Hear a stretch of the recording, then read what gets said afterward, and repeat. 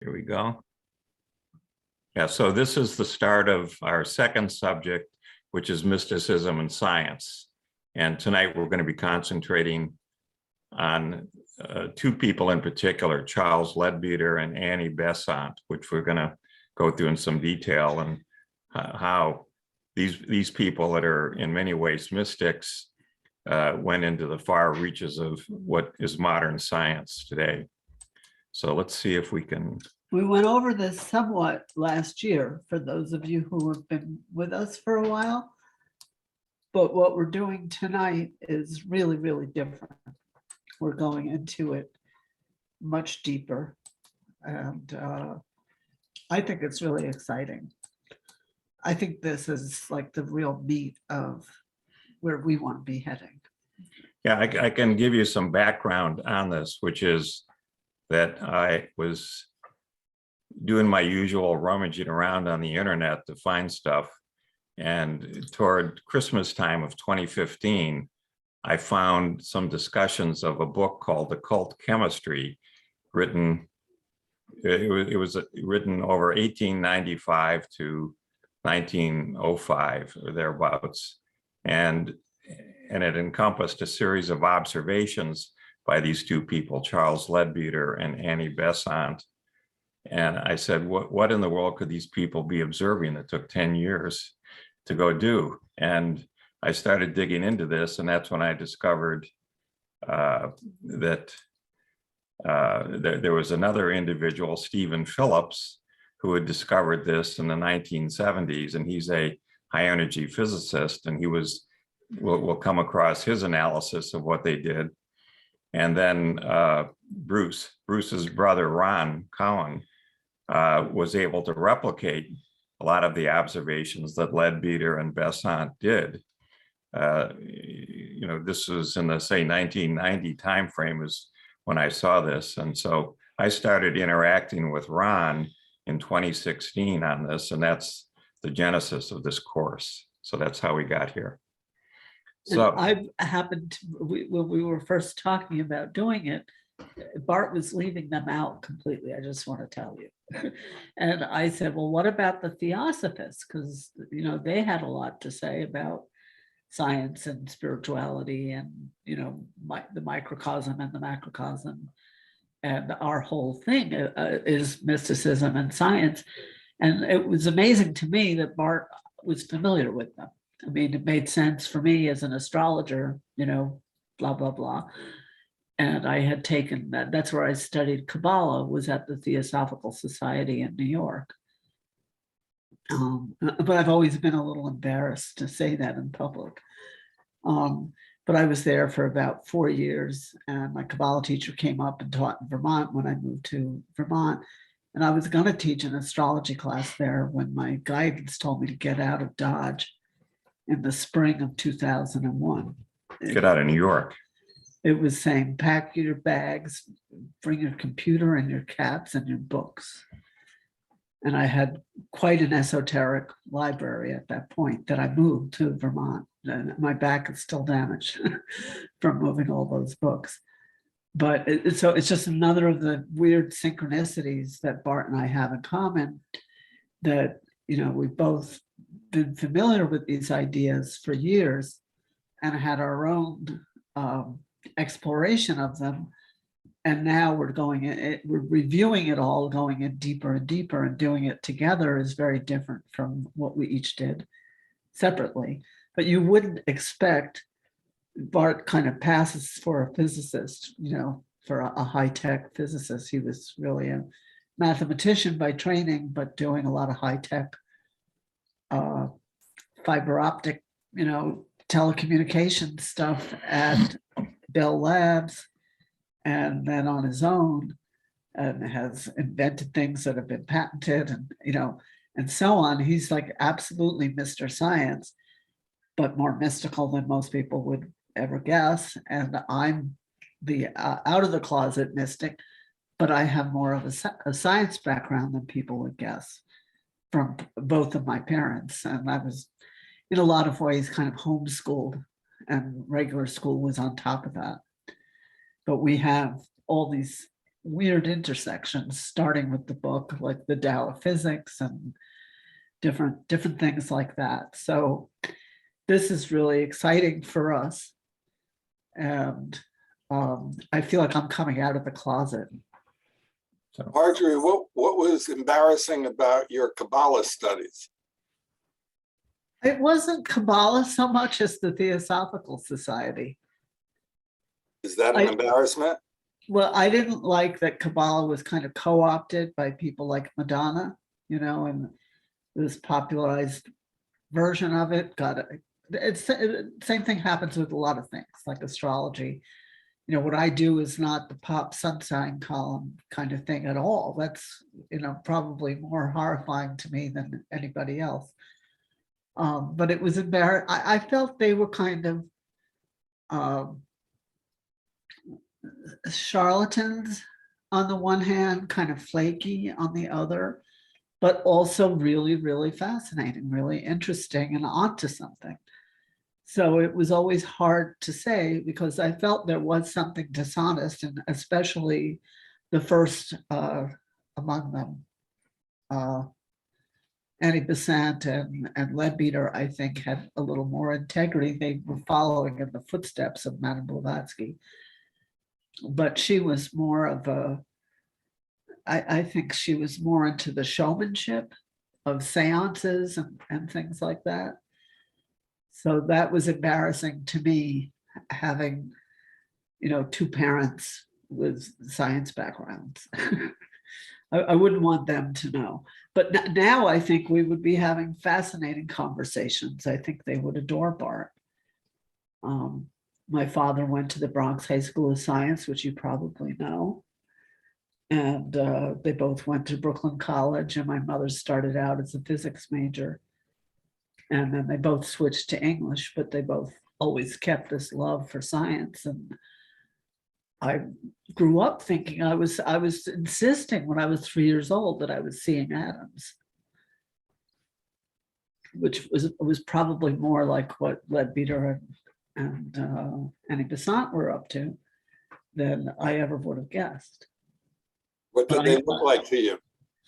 They looked kind of like little dancing Teletubbies. They looked really joyful. They looked playful and happy. And that they were kind of bouncing and dancing around, these moving. And my father would say, no, those are the dust mites in your eyes. You're not seeing atoms. You can't see them without a telescope. And I would say, no, they're there. Don't you see them? They're dancing. I remember standing on the kitchen chair at the kitchen table and saying this in our apartment in Brooklyn. so So it's a big confluence for us. all of the materials we're going to deal with here really come out of these observations that Leadbeater and Annie Besant did. And as They you'll were the see, second wave of Theosophy. and Stephen Phillips is again a high energy physicist who picked up on this.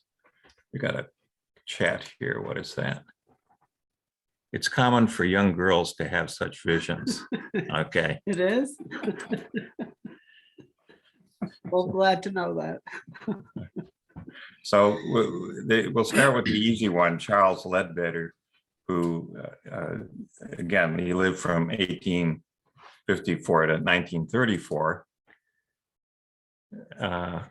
Madonna has vision. Madonna has visions. Okay. That's because of her name. And he was originally a priest in the Anglican Church, the Church of England, and he just decided that his interests lay elsewhere in the Theosophical Society, and he and Annie both became very high-ranking members of this. He wrote a huge number of books and so forth, as we'll see. So now we'll go to the other one, and I'm going to, rather than go into the slides, I'm just going to get out of this for a second, and we're going to go look at a little movie I found on YouTube, which is going to do, I think, do a good job of setting the stage. You'll see. One thing just to say by way of introduction is that it was her, Annie Besant, brought Krishnamurti to the United States, and that brought a lot of east to west, was initiated in that time. That really brought yoga to the West for the It did. first time. Yeah, yoga came to Southern California in the 20s because of this, 1920s. So here we go. This is all about Annie Besant. You'll see, I think, a really amazing person. Hundreds of large-scale manufacturing plants had opened during this period of tremendous industrial growth. And many women served as unskilled laborers, working in terrible conditions for very little money. The trade unions of the day weren't interested in the plight of these unskilled workers. Conditions at the Bryant and May match factory were particularly appalling, where women worked as many as 14 hours a day, suffering from exposure to toxic chemicals. But as miserable as many of them were, none openly protested. Then, one day, an unassuming woman in proper dress with swept-back hair walked in. Her name was Annie Besant. In Victorian England, she was known as Red Annie. I mean, she was there on the barricades. She was passionate for the rights of women. She was passionate about labor conditions. She was passionate about child labor. Besant's involvement with the Match Girls produced a 3-week strike that forever changed the labor movement in England. Never before had unskilled workers organized a strike against management. For many, this success would have marked a pinnacle of their career. For Annie Besant, it was just one step in a lifelong quest that took her from the factory floor to the temples of India and into the depths of religious mysticism. Her deepest convictions related to making a difference in the world. She felt that it was her highest calling to be of service to humanity. She always was someone who carved her own course and very much created her own destiny. Her sense of compassion was strong. During her long career as an activist, social reformer, and religious nonconformist, Annie Besant sacrificed her family, risked her reputation, and even lost her freedom. She was motivated by a desire for spiritual fulfillment, a quest that compelled her to reinvent herself in both rewarding and surprising ways.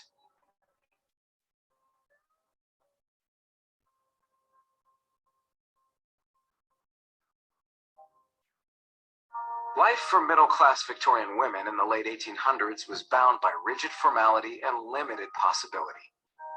For the young Annie Wood, those constraints felt like a straitjacket. She'd had a hard time accepting the status quo, even as a girl, and Annie had grown into a self-reliant and independent young woman. In that age, girls were trained to be pleasing, learn to play the piano, but not too well, speak French, but not philosophically, do a little bit of painting, just so that they were pleasing to the men around them. They could enhance their homes with social graces. Well, Besant's education was not that at all. Reading on her own in a friend's library, Annie was a self-made intellectual. She loved the classics and history, and she was particularly drawn to theology and religious ritual. She saw religion as a path to help end the world's suffering. She couldn't be a minister herself. That was not allowed for women. And so she took then the best choice she could, which was a disastrous choice. She married a clergyman. The Reverend Frank Besant, 7 years her senior, was as methodical and austere as his new bride was impulsive and exuberant. Within the first week of the marriage, it was clear as a disaster. She thought it'd be a great avenue to serve God. She quickly found that it was an avenue to serve tea, which is not what she wanted. I don't think her husband understood her intellectual interests at all. I can imagine him coming home in the afternoon and finding Annie Besant that she's been reading all day and she hasn't done the dishes or cleaned the house, and he's angry, why aren't you being a proper wife? In fact, Frank Besant was a bad-tempered man. Frustrated with his strong-willed wife, he at times struck her, even while she was pregnant. For 4 years, Annie struggled against depression, tried to be a proper wife and mother, but a family illness served as a turning point and brought about a crisis of faith. Her baby daughter Mabel came down with whooping cough, a deadly illness. And all she could do is hold the baby. She starts asking herself the question, well, why would a God, the Christian God, who is all powerful, who is all loving and all good, why would a God like that let a little baby suffer like this? And fortunately, her daughter got well, but it really started her theological questioning. The more Besant examined church dogma, the greater her doubts became. For Besant, the church she had so loved as a young girl now seemed only a source of hypocrisy and empty ritual. She had lost her faith. I do not believe in God. My mind finds no grounds on which to build up a reasonable faith. My conscience rebels against the injustice, the cruelty, the inequality which surround me on every side. She felt that she was no longer a Christian. She could not take communion. Now, of course, her husband was an Anglican priest. She's sitting there on the front row as a clergyman's wife. Then time for communion, and she dramatically stands up and walks out and embarrasses him, and he then gives her an ultimatum. So you conform or you leave. For a woman to abandon her husband in Victorian England was unthinkable. But despite the difficulties this choice presented, Besant's strong convictions left her with no alternative. At that period, a woman belonged to her husband, and she had no property of her own, could own no property of her own even. In 1873, at the age of 26, Annie Besant moved to London and left her son Digby with her husband. Everything was arranged. I found myself guardian of my little daughter and possessor of a small monthly income sufficient for respectable starvation. I think of all the things she did, this is the point at which she showed her greatest courage. This is what now demarcates her from most Victorian women, some who were in unhappy marriages, who simply suffered and found other avenues or managed to cope. Besant was not one to cope, she was one to rebel. London in the late 19th century had become a mecca for those, like Annie Besant, who rejected the status quo. They condemned materialism, they opposed the expanding British colonial empire, and they supported women's rights. They were the radicals and intellectuals of their day, and it didn't take long for Besant to find her place among them.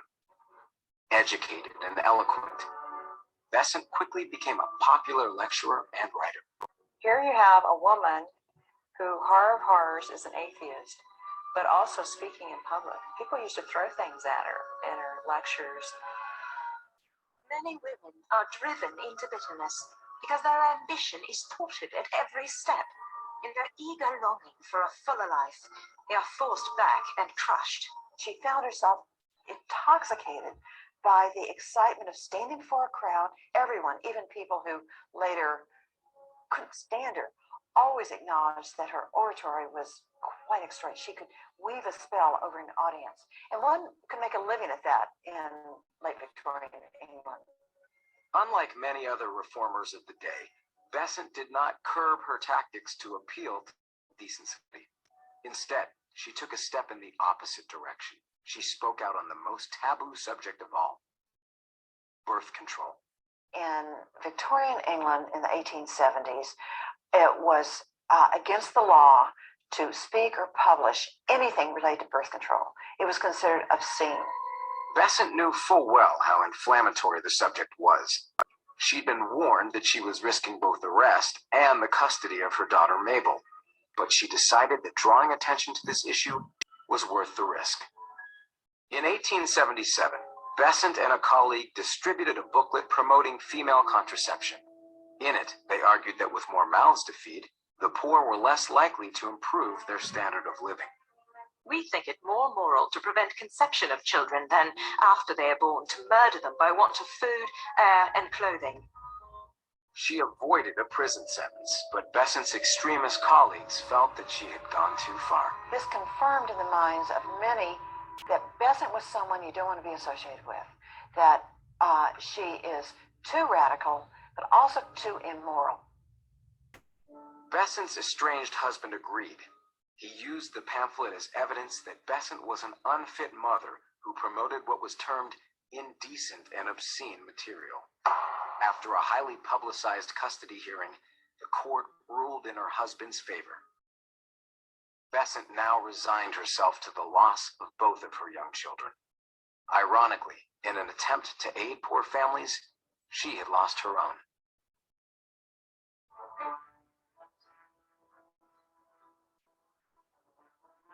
Now left with only her passion and ambition, Besant turned her attention to the plight of young women working in London's newly built factories. Dangerously overcrowded, poorly ventilated, many women lost limbs and their lives to these machines. At the Bryant and May match factory, the chemicals used were deadly, and many employees grew sick and died from bone cancer. Who cares for the fate of these white-wage slaves, born in slums, driven to work while still children? Who cares if they die or go on the streets, provided only that the Bryant and May shareholders get their 23%? Besant's outrage led her to action. In 1888, she helped organize these young women in a strike against Bryant and May. And after 3 weeks of picketing, the company gave in to Besant's demands. The work week was shortened, their pay was increased, and working conditions were greatly improved. The success of the strike did dramatically strengthen Besant's reputation. Those who loved her became all the more devoted to her.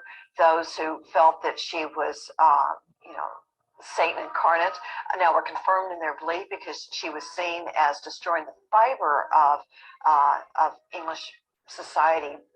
At 42, Annie Besant had found success helping to unionize unskilled workers, igniting open discussion on the subject of birth control, and drawing attention to the cause of women's rights.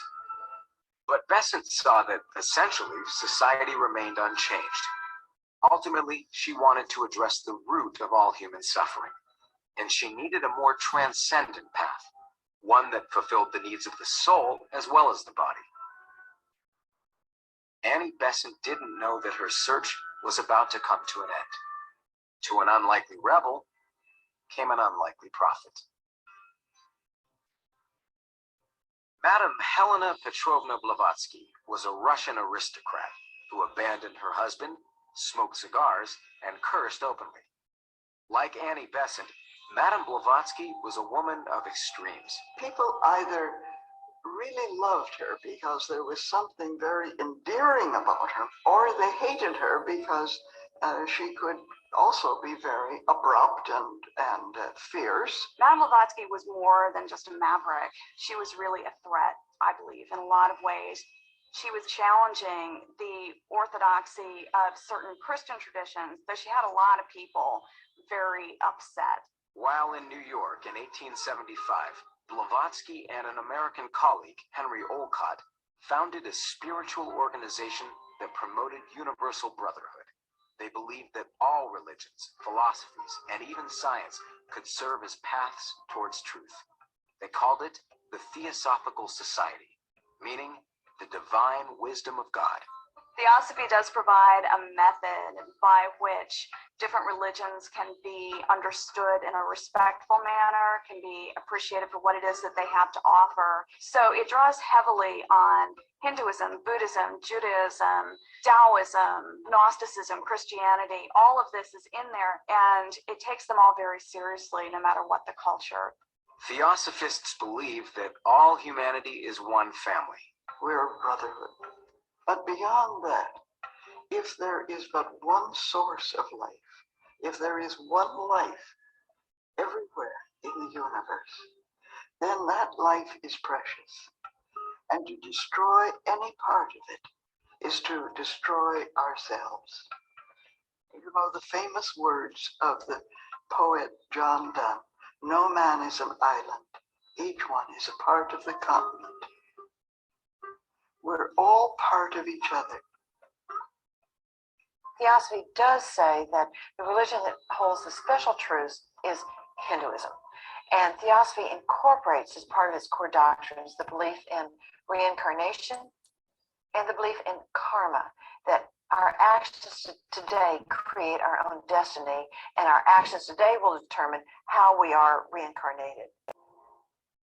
Blavatsky condensed her theories into a book she called The Secret Doctrine, and when it was published, it was given to Besant for review.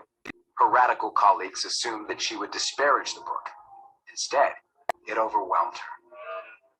I was dazzled, blinded by the light in which disjointed facts were seen as parts of a mighty whole, and all my puzzles, riddles, problems seemed to disappear. I knew that the weary search was over, and the very truth was found. I think that she found those answers to the questions that she was asking about what really is the source of suffering and what really is the path out of suffering beyond just addressing the physical needs of people. To the shock of her friends, Besant eagerly sought out a meeting with Madame Blavatsky. When Besant met her, she got caught up in sort of the art of Blavatsky and fell at her feet. She said she felt like a wild animal that has now been tamed. Once again, Annie Besant reinvented herself. She retreated from her commitments, drifted away from her activist colleagues, and devoted herself to Theosophy. Having spent 15 years dedicated to improving the working and living conditions of the poor in England, Besant now abandoned this cause, and in 1894, she moved to India. In her idealized image of the East, Besant believed she had found a culture that stressed spiritual growth rather than material gain. India is the mother of religion. In her are combined science and religion in perfect harmony, and that is the Hindu religion, and it is India that shall be again the spiritual mother of the world. She spoke about India in a way that almost sounded like she had been there earlier, and she did come to believe that she had actually been Indian in earlier lives, and it was a bad karma made her British, and that in later lives she would be reborn as an Indian because of her good works in this world. But for her, India was the other, completely different from Britain. Besant's skills as both orator and organizer drew thousands of new members to Theosophy.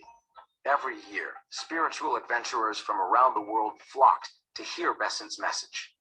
It is said that wherever she traveled, she spoke without a note, and she could grasp people. She could really take hold of people.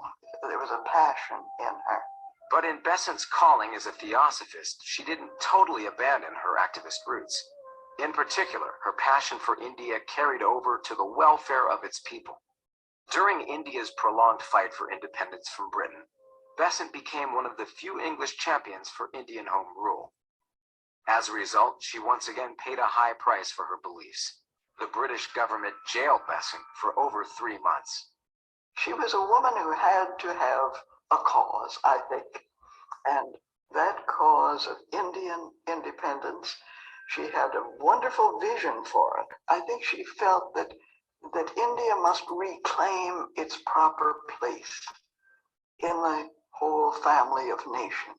This made her extraordinarily popular with Indian nationalists. Here she was, a white British woman, but now she becomes Mother Besant and truly the representative of Indian nationalism.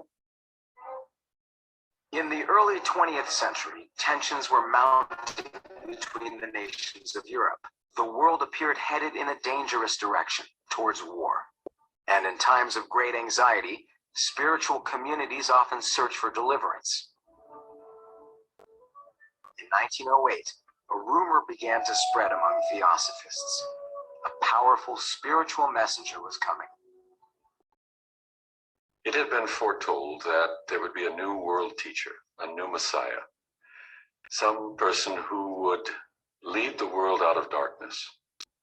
This was in the lineage and the tradition of the Christ, the Buddha, Krishna, Muhammad, great religious teachers who come at a time of darkness, who are able to help people through a deepened sense of what is important in life. One afternoon in 1909, on a beach near Madras, India, a colleague of Besant's, Charles Leadbeater, spotted a group of young boys. It was believed that Leadbeater was clairvoyant, that he was capable of reading a person's spiritual energy. And there was one boy who stood out from the rest. He saw in this young boy on the Bay of Bengal something that was very different from others. He saw a child with an aura that was very beautiful, and as he said later, had no hint of selfishness.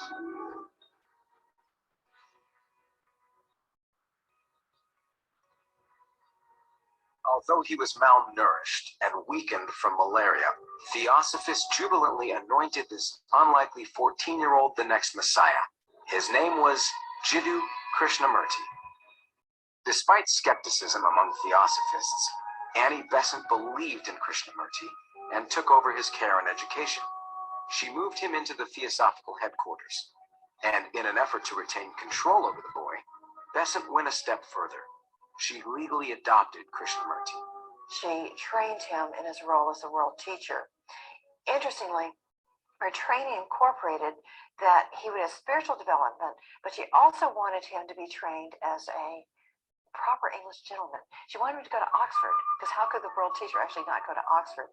She wanted him to learn to eat with utensils. She wanted him to dress more in Western clothes. For 10 years, Annie Besant groomed Krishnamurti.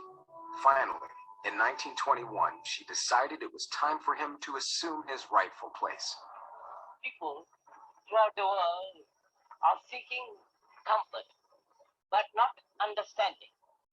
Krishnamurti had grown into a capable, handsome, and charismatic young man. And like his adoptive mother, he spoke forcefully, simply, and passionately. Donations to the Theosophical Society flooded in, and the world press couldn't resist covering this unusual story. The expectation of a Messiah always generates that excitement historically. It's actually a good way to attract people to a new movement. I'm not purporting that Annie Besant did this as a PR thing. I don't mean to imply that at all, but it would have had the effect of attracting more people to the Theosophical Society. In private, Annie Besant looked after Krishnamurti as her adopted son. In public, as his devoted disciple, she was dedicated to him as her spiritual teacher. I, who have known him from his childhood, who have watched his growth, see the manhood raised into divinity, offer myself to him as disciple, rejoicing to know that I can continue to serve in reverent devotion. But as Krishnamurti matured, the bond between them was severely tested. He had grown uncomfortable with his role in the movement and felt he had become merely an icon placed on a pedestal. Just as Annie Besant had, as a young woman, rejected the role expected of her, Krishnamurti now rejected his. Organizations cannot make you free or develop the inner man. No man from outside can make you free. In 1929, to the surprise of everyone, Krishnamurti declared his intention to separate himself from Theosophy and go off on his own.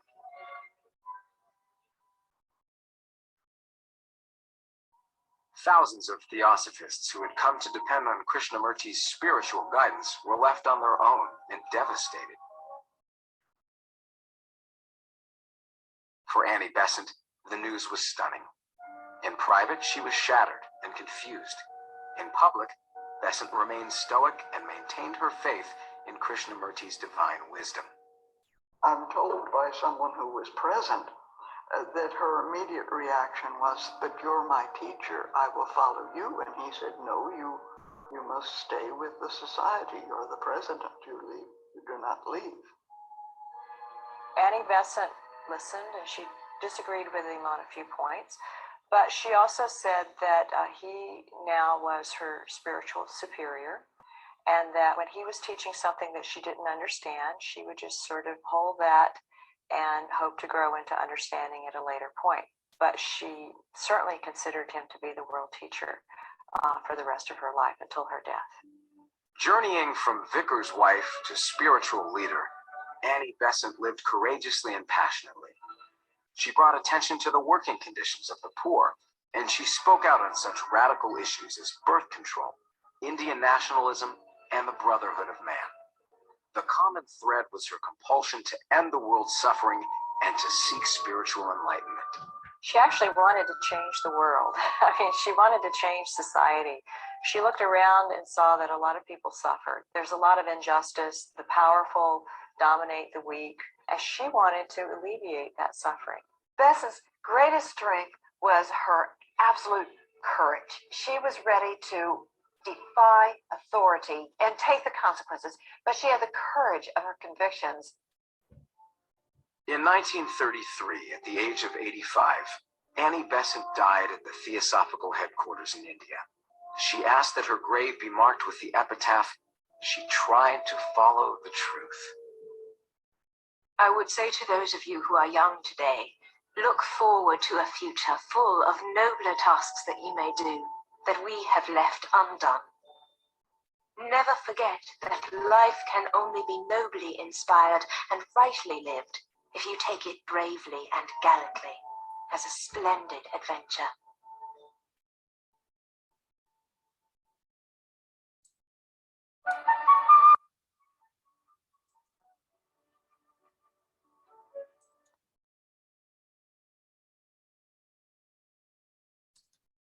That was amazing. So there's absolutely no mention in that of what we're now about to cover, what she did with Charles Leadbeater. So just keep that in mind. Let's see, what do we do here? Did I lose no, here it is.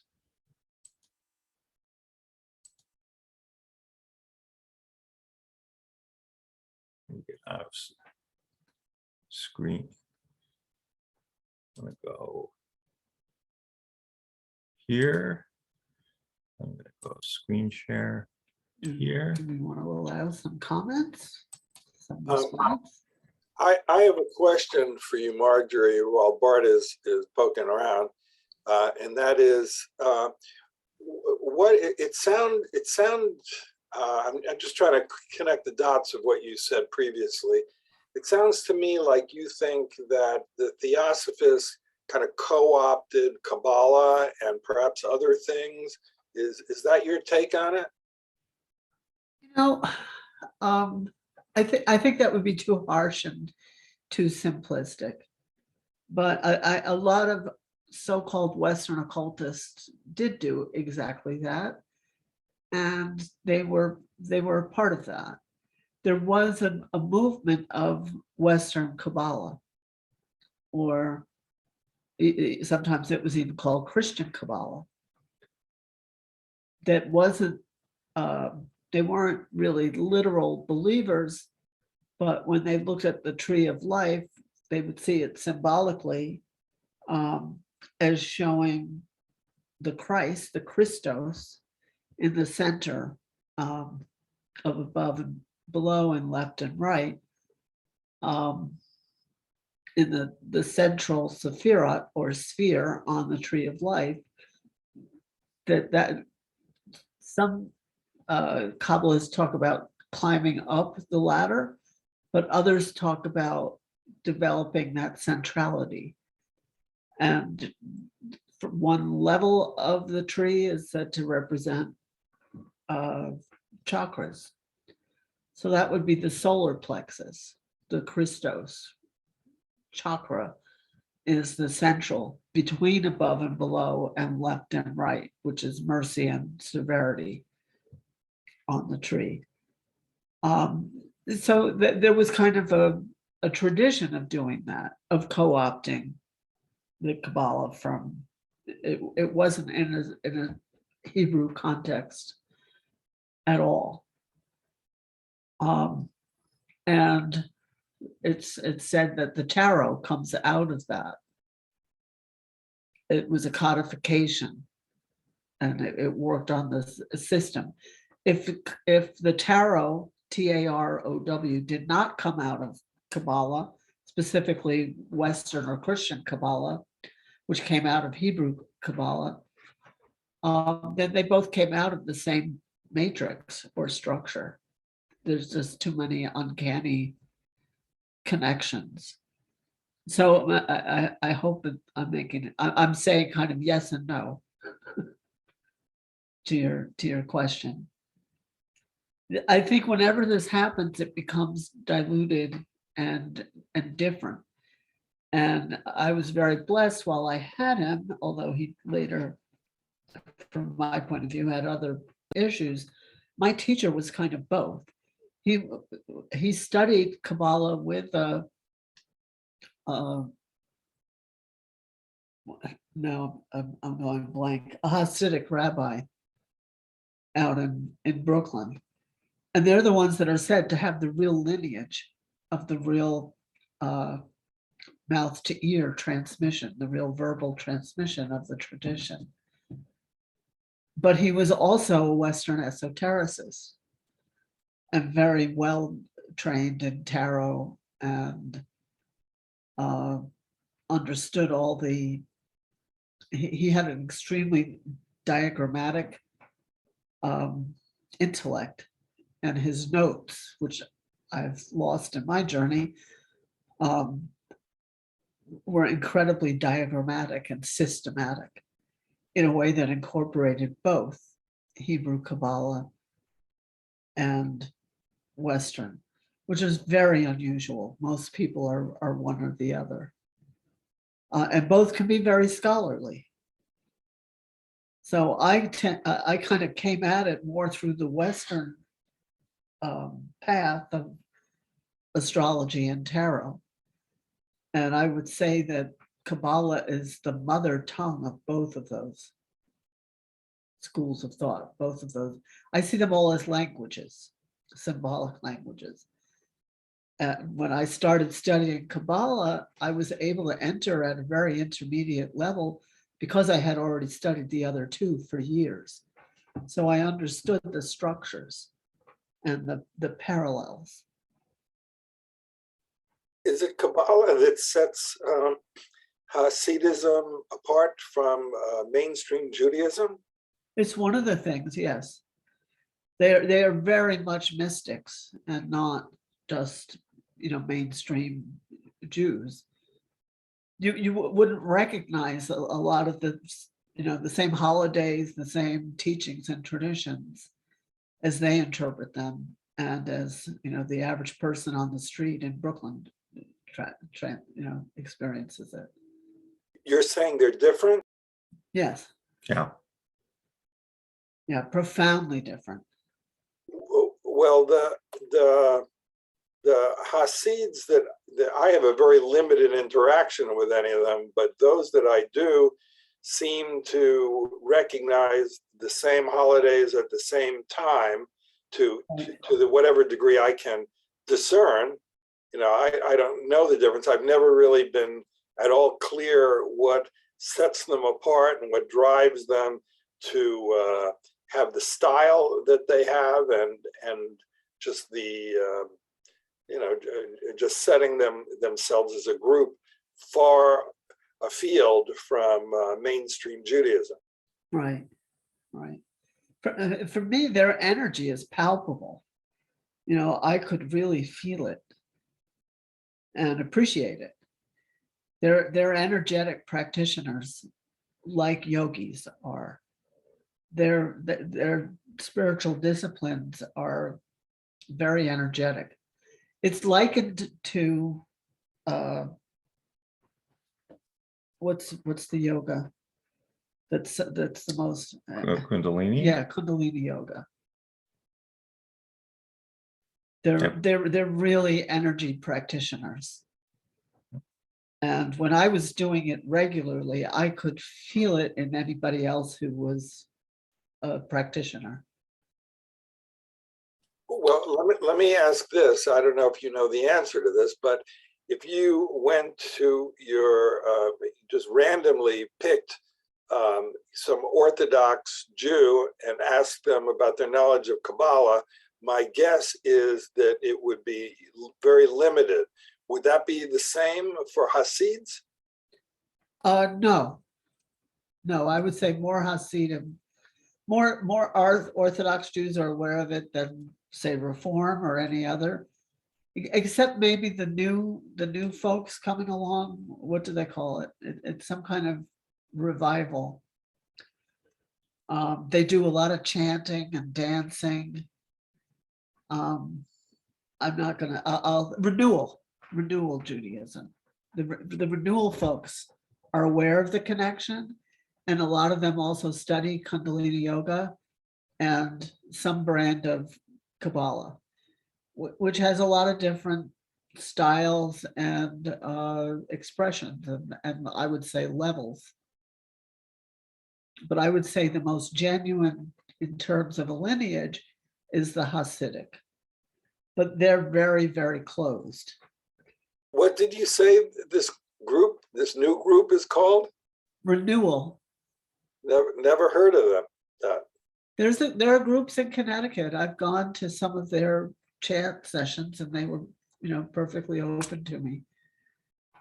I can find something to send out, some links. And are they closest to Reform or to more Orthodox? Well, I think some of their spiritual practices are closer to Orthodox, but their social attitudes would be closest to Reform. They tend to be liberal. They tend to be intellectual. Okay, so what you see here is Annie Besant's bio, which the movie covered. And she's a very high profile person here, as you can see.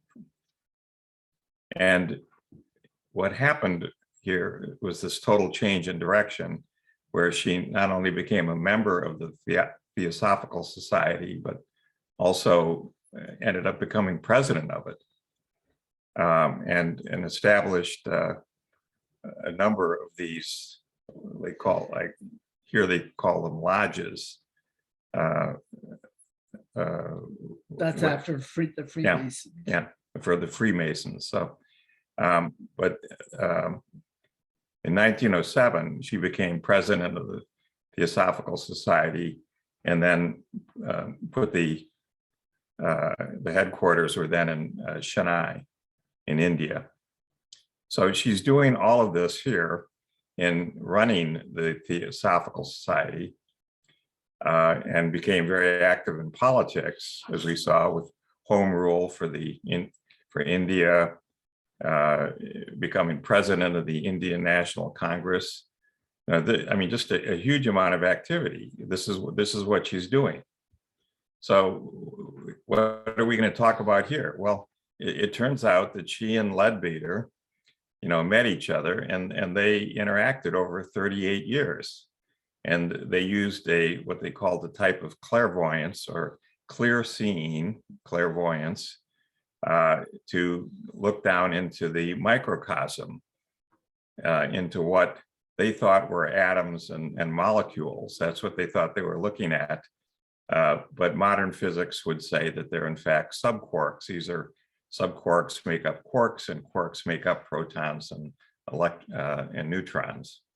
So the thing to keep in mind here is that what they did, this is kind of the ultimate example of a test.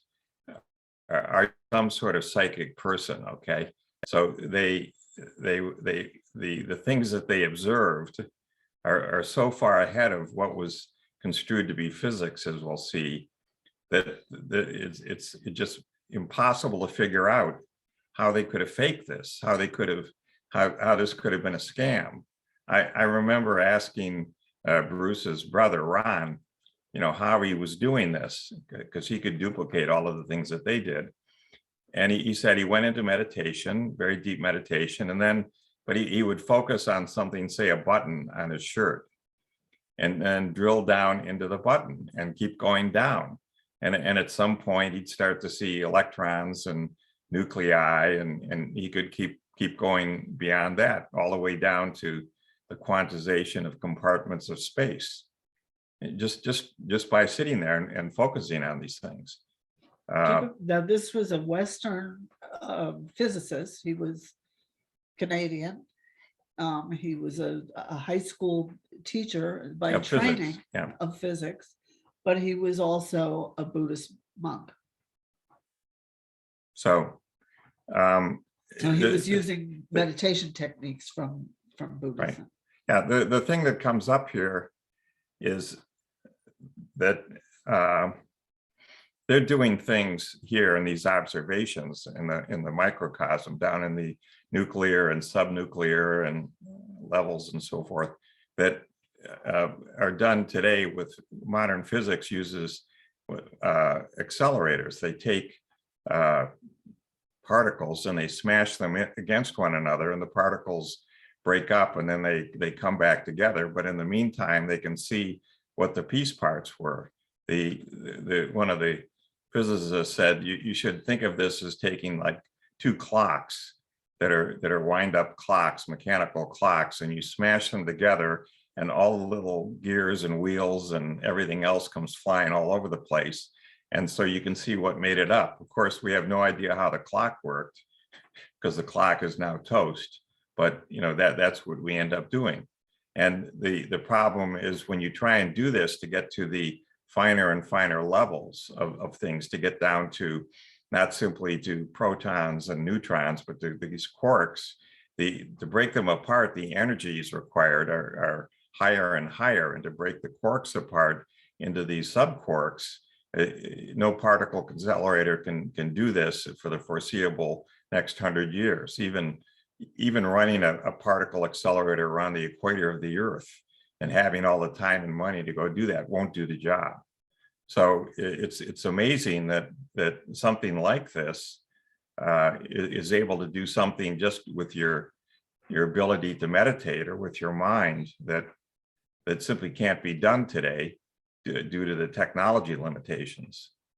Of course, when this but the technology as it is evolving is confirming these viewings, right that they had, and you'll see that they predicted things, they observed things that are decades ahead of what modern physics has come up with, and are still ahead of it, as we'll see. So this is the ultimate extrasensory perception test. The problem is that most people think of extrasensory perception as things such as trying to predict what a card is that's drawn from a deck of cards. And they go through all kinds of machinations to make sure that the card is actually picked randomly, and that there's no way for you to have any idea what it is, and on and on. This is so far beyond that it's not even close. So just bear with it. and it's so detailed. Yeah, what they observed is extraordinary. Yeah. One of the problems you have here is the people that are experts, so-called experts in parapsychology or in this extrasensory perception, are not the same sort of people that know a lot about subatomic physics. And so when this comes up, they just kind of dismiss it as something, we don't do anything like that. We do card drawings and things like that. But the reality of it is that you end up risking your academic reputation or your career if you even remotely begin to hint that this actually might work, and they actually might be seeing things that are real. The easiest thing to do is to simply ignore that. So you saw in that movie that we just went through, there's absolutely no mention of what they did, what Leadbeater and Besant did here, and as such, that is how you sweep things under the rug. So let's go off here and see what happened. That was made by Theosophists. Right. Those were people that undoubtedly are aware. So Besant and Leadbeater apparently received instruction in Kundalini yoga to develop their psychic powers. And they ended up being able to achieve this. If you, again, read the Yoga Sutras of Patanjali, and you go to book 3 to number 25, 6, and 7, the sutras that are there, Patanjali talks about 8 psychic powers. He calls them siddhis in Sanskrit, and that these are among them are the ability to levitate, the ability to control things. For example, to pick up and throw a rock, for example, is another type of levitation.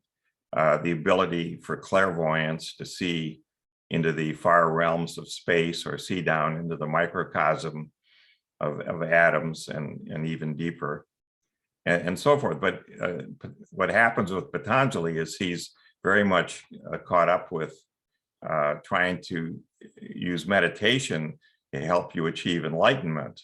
And so he views these things as a distraction. These are like interesting little gimmicks. Oh, isn't it nice you can float off the floor 3 feet? But what does that have to do with helping you to become enlightened? You know, these are just little parlor tricks, is his view of things. So let's see what happens. And this was written at that point, but it was said to be an oral tradition that was much, much older. Yeah, again, there's 195 sutras. They're each 2, 3, 5 words of Sanskrit. You know, so you can easily memorize the whole thing. It was clearly oral. Patanjali was the one who wrote it down, probably around 0 AD, maybe before that. So it was after the Buddha, but it was oral way before that.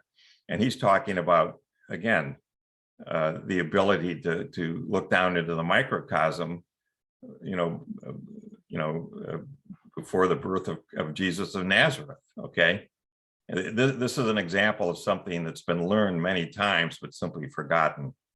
And one of the difficulties with this is if you actually were to start to try and drill down, to use your power to see into the microcosm, you have no framework for trying to describe this. We have a framework due to modern physics where we think of the structure of atoms, and the atoms are made up of components called electrons, and the nucleus, which has protons and neutrons in it. And then the protons and neutrons are made up of these things called quarks, and then the quarks are made up of these subquarks. But you know, if you didn't have that framework in mind, you really wouldn't have a clue what it is you're looking at. You're just kind of flying around, and the electrons are flying around, and the nucleus is flying around, and it's all very interesting, but probably lots of people have done this, undoubtedly, but they weren't able to write it down the way that Leadbeater and Besant were for Western science to go deal with this.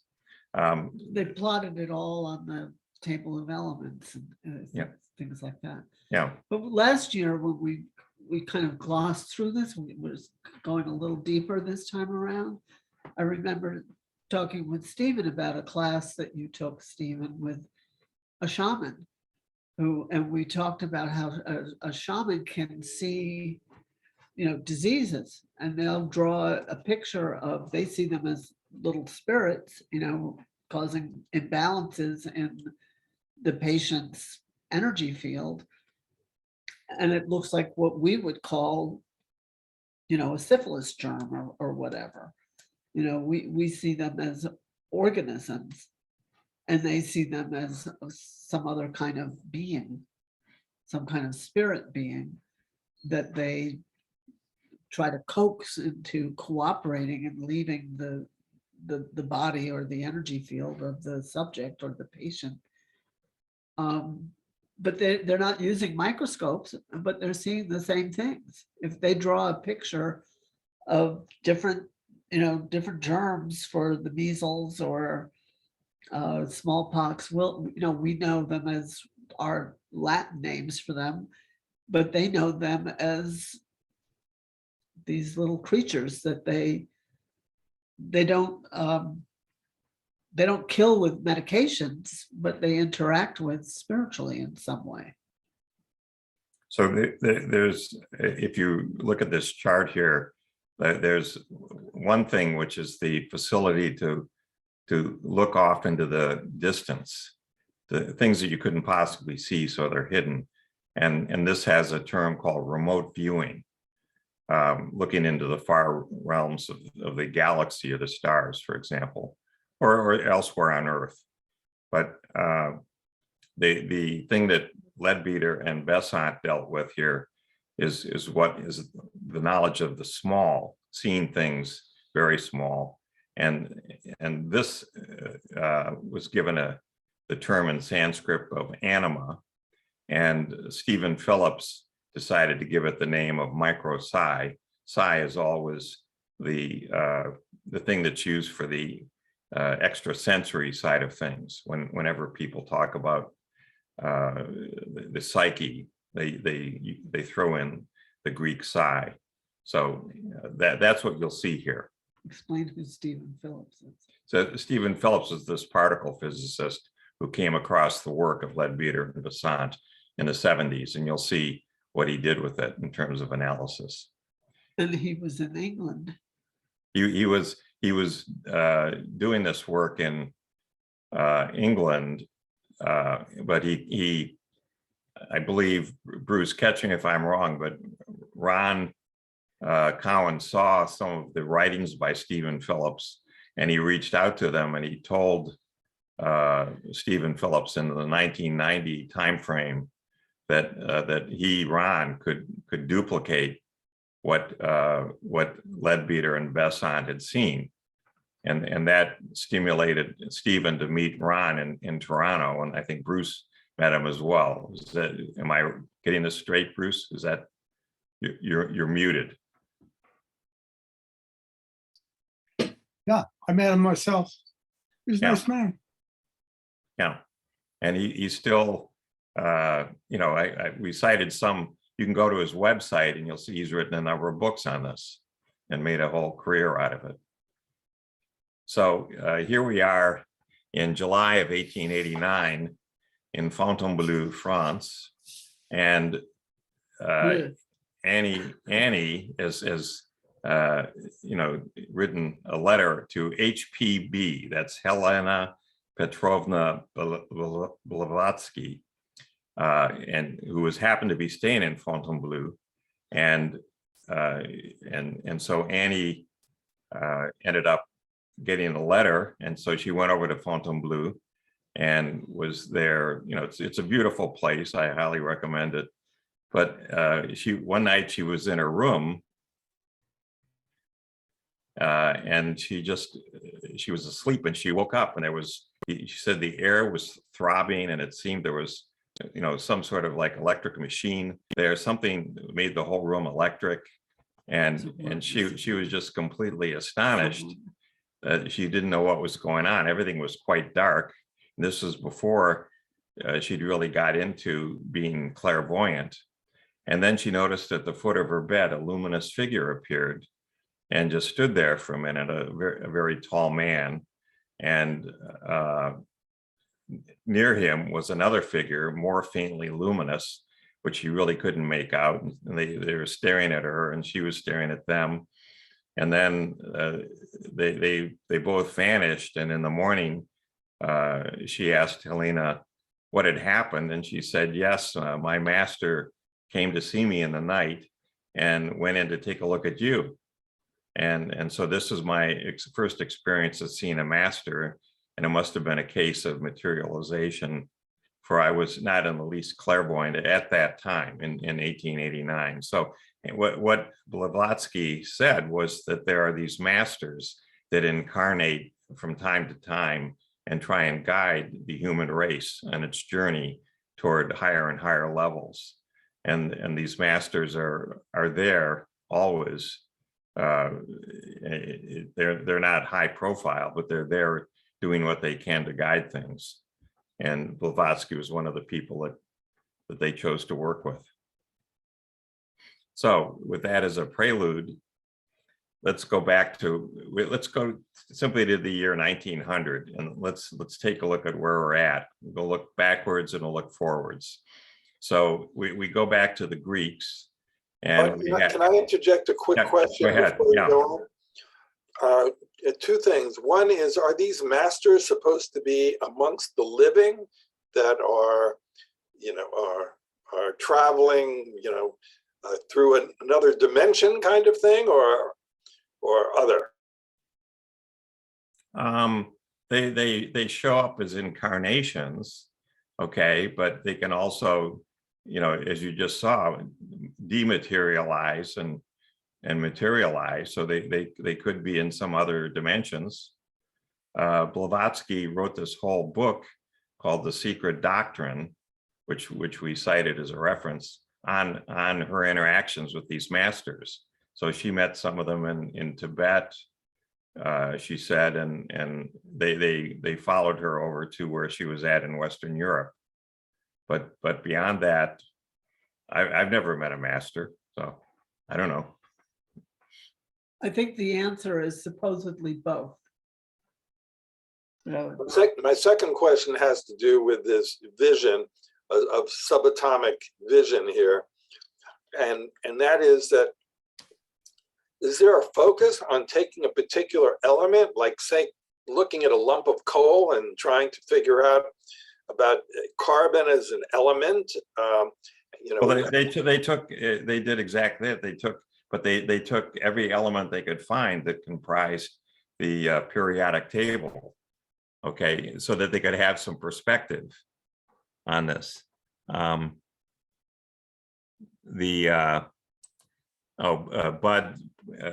thinks that your answer is that they're in some sort of, the masters are in some sort of parallel universe. So anyway, their studies were really them dealing with each of the elements that made up the what we call the periodic table of elements that was developed all through the 19th century and was really filled out in the early 20th century.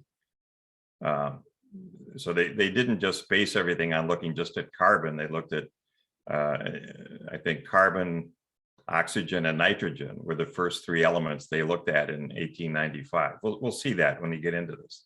And that gave them the idea of where to go, why they wanted to go flesh this out and look at everything. They were extremely systematic. Yeah. That one of the things that made them systematic was they were both being able to do this so they could cross-check one another. What did you see? I saw this. Okay. So that led them to make fewer errors. There still were some errors they made, but we'll see. So, but they diagrammed everything. Yeah. It was all in charts and grids and. Yeah, it was. You'll see. Organized. This was not something that was. It was incredibly systematic. So we go way back to where the Greeks are, and simply that. The Greek Democritus said, well, it looks like matter is made up of atoms, some fundamental particles and the atoms live forever. We're made up of atoms. So we come together as a live being, and then we die and the atoms decompose. Our body decomposes, but the atoms are still there and they just get rearranged and then create new things.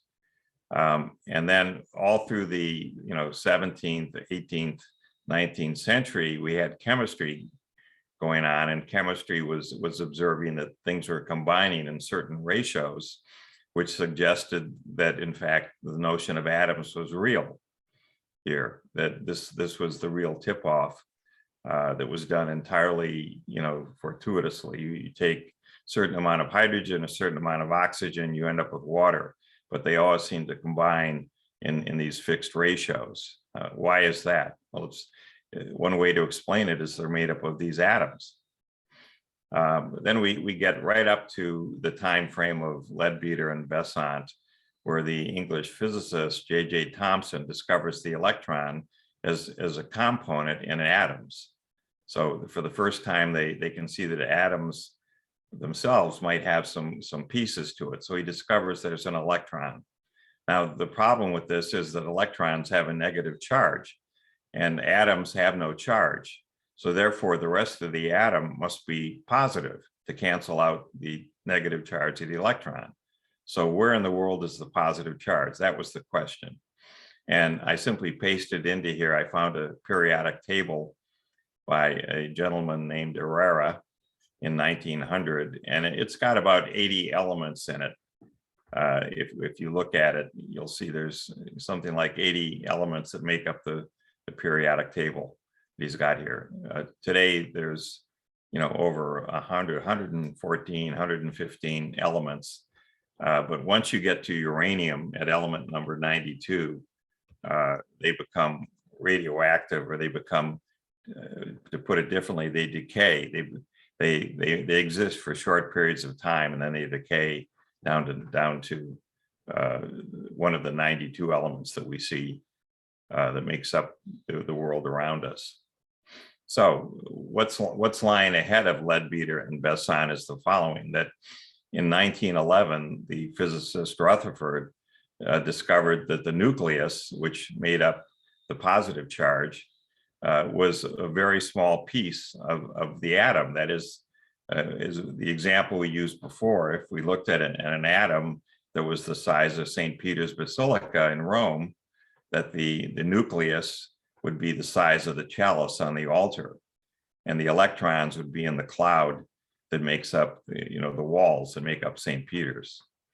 So it was a totally different structure than it could have been, that the positive charge was all spread around all through the nucleus and shared with the electron, but that's not the case at all. The electrons run around outside, and the nucleus is a very, very small piece, but it actually is where most of the mass of the atom is, in fact. Okay, and then we get to 1913, when Thomson discovered this notion of isotopes. We'll see that it was done earlier by Leadbeater and Besant, but Thomson is the high-profile person. So an isotope, for example, we start with something like hydrogen, and hydrogen has one electron running around its nucleus, and its nucleus has one proton.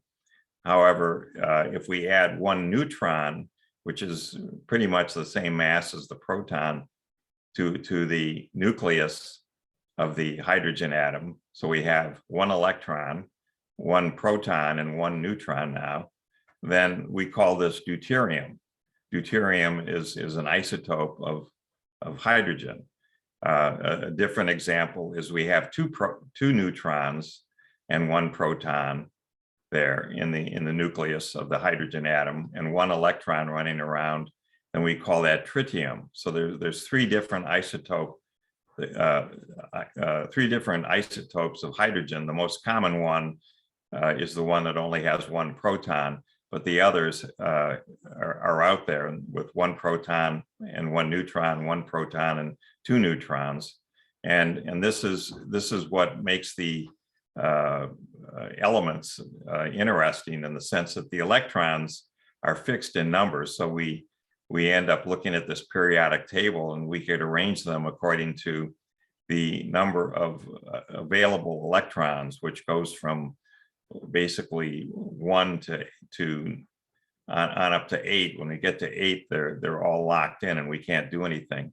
So hydrogen starts off with one electron, and then when we have two electrons and two protons, we end up with helium, and so it goes. We construct the table by the number of electrons, but a different way to do it would be by the weights of the actual nuclei, and those could be higher than the number of electrons because of this notion of isotopes. So all of this was discovered by Leadbeater and Besant before Thomson did any of this stuff. Finally, in 1920, the neutron was discovered. People were trying to figure out why were the nuclei so heavy, and they found protons, but now they found neutrons as well. And then we go way forward to 1964, where we discovered that the protons and neutrons were each made up of three quarks, three different types of quarks. And this led finally to the standard model that we saw earlier. So these are all things in the future, and all of these things were predicted by Leadbeater and Besant. Oops, this doesn't work. Put it down here.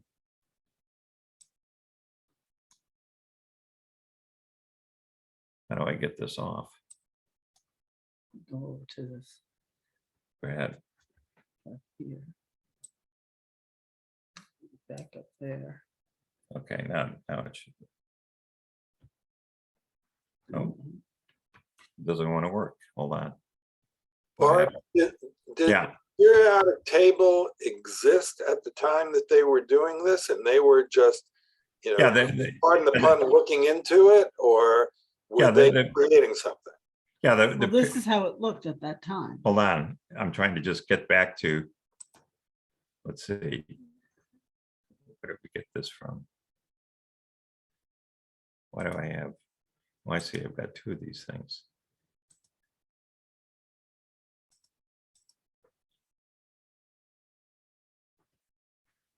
Oh, I see what the problem is. I was in this. Okay. I just blew it up to look at. Yeah, let me just go back to I put a picture here. Where did we go? Oh, here it is here. I put a picture here of what the periodic table looks like in 1900. So if you look at this thing, which is over here, let me go into.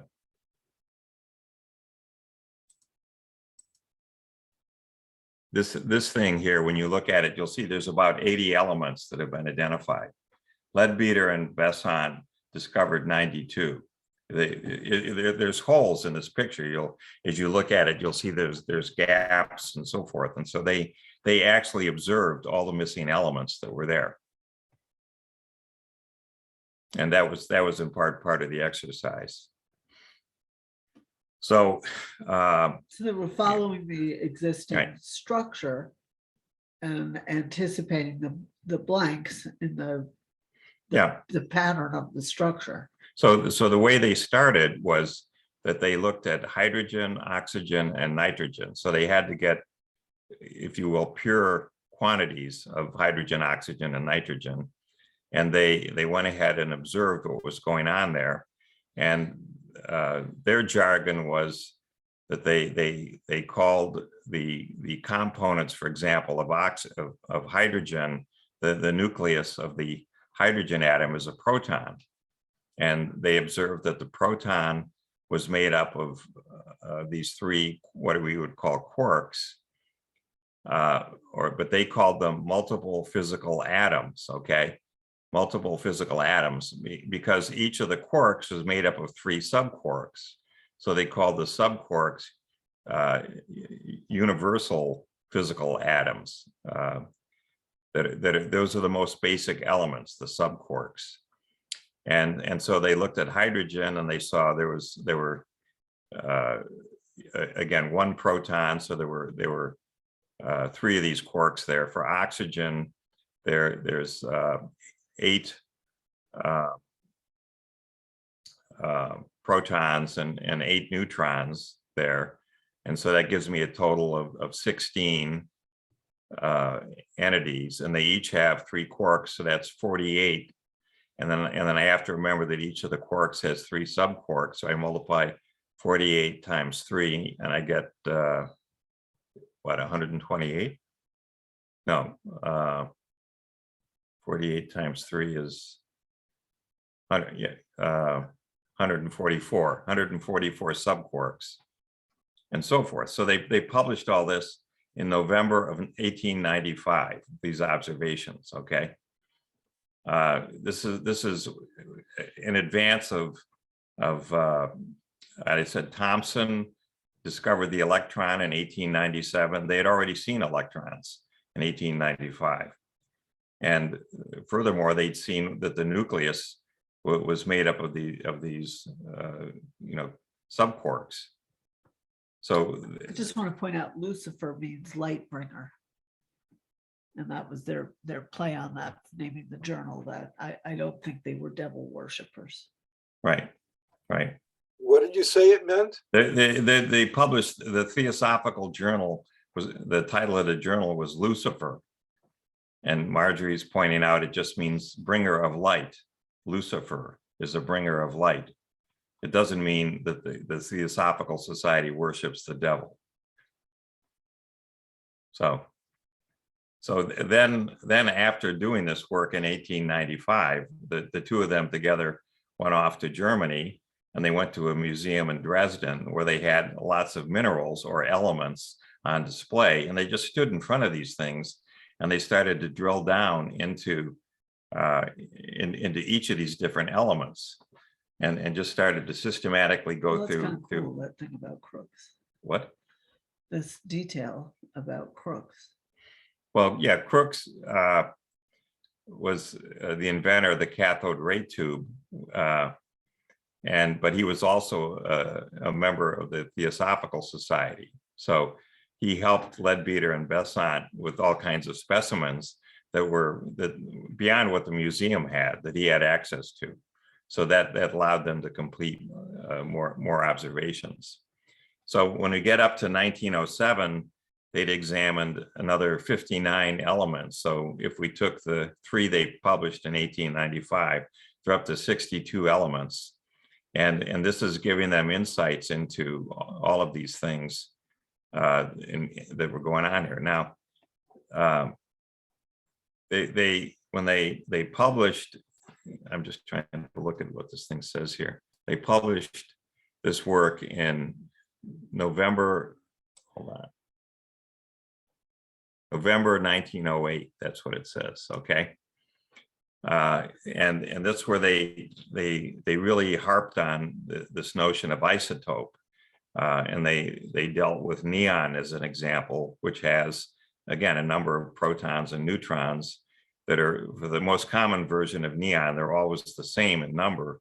But then when you end up with these isotopes, there's a few more neutrons that start to show up, and they observed this. So they published this, and this was the cutting edge. No one else had a clue. This is before Rutherford had done his experiments to show that the nucleus actually was very small and was made up of all the positive charge. All the protons are there. No one knew any of this. They didn't have a clue as to what was going on. But this one chemist, 5 years after Besant and Leadbeater, in 1913, used the term isotope, and that was picked up by this guy J.J. Thomson. So you could sit there and say, well, they're really pretty good at guessing at this stuff. It's really amazing how they did it, except that, as we'll start to see, the sheer amount of stuff that they observed went far beyond anything that lucky guessing would ever begin to bring to your mind. Did they have names for the component parts of what they saw? What was the rest of your question?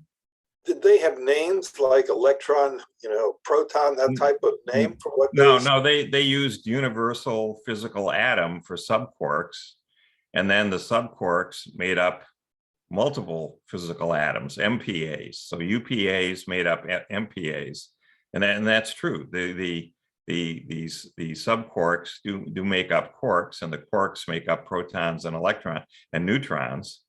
They really didn't say anything about the electron per se. Okay, they really focused on the nucleus in their activities. Now, there's one other thing that's not in here that Ron. Yes, they were calling the same things by different names. Right. The one thing that they were doing that is different from what Ron Cowan did is the following. Whenever they looked at something, I said they looked at hydrogen and it had 1 electron and 1 proton. That's all true. But whenever they looked at it, they always looked at it as a pair. That is, there was always two protons and two electrons, always. They never looked at it one at a time. And this was simply due to their skill, their CD, and how they observed these things. Ron Cowan was able to look at a single hydrogen atom with one electron and one proton in it. But they always looked at two, and they repeated this for everything. So what they keyed on was the following, that if I always had hydrogen with two protons, then each of the protons had 3 quarks, and each of the quarks had 3 subquarks, then 2 times 9 gives me 18 of these subquarks. So they were always looking for the number 18 whenever they looked at any of these things, and they focused so much on the nucleus, on the subquarks, that was really where their activity went. Ron was again able to just he didn't need to do that. Where did they get 18 from? We started with, they never looked at a single proton. They always looked at pairs. Okay, so if they had the example I used was hydrogen. So hydrogen has 1 proton in the nucleus and 1 electron, but they always looked at 2 hydrogen atoms. So that's 2 protons and 2 electrons. And therefore, if there's 2 protons and each proton is made up of 9 subquarks, then two of the protons give me 18 subquarks. So that's what they were always looking for. That was why the counting got to be horrendous, because when you get up to elements like uranium, which is numbered 92, so you have 92 protons and you have more than 92 neutrons in the uranium nucleus, and then you have 2 of these. So you got to remember that you're looking for 18 times 200. Okay, and they're counting all these pairs of 18. That's what they're doing. They're looking for bundles of 18 all the time. And that led them to some counting errors, because there were so many things that they had to go count. It was, but that was par for the course. So here they published this note in 1908 about this isotope of neon, and this other chap, Martin, who invented what's called the mass spectrometer. This is something that can determine the actual mass of different atoms, different materials that you have. He actually cited this work in a published paper, I think in 1913, is what this thing says. Let me just look here to see. Yeah, 1913. And then he received the Nobel Prize in 1922 for his work on isotopes. But he didn't bother to acknowledge that he got the idea from Leadbeater and Besant. That was, how the game is played. So they published all of this in all of their observations and much, much more, which we're going to come to in a second, in a book called The Cult Chemistry. And a year later, they went through another 20 elements. So they had done 62 up to 1908, and then another 20 takes them up to 82, and so forth. So you can see that the things that they're discovering, for example, in 1909, what turned out to be the element promethium, which was actually observed in 1945 by mainstream science. And so it goes. They also published other observations. For example, Leadbeater came up with a model for the atomic structure of diamonds, which is a particular type of carbon, and he correctly described the hexagonal arrangement of carbon atoms in graphite. But all in advance of people actually doing these things, measuring these things. Microscopically. Right.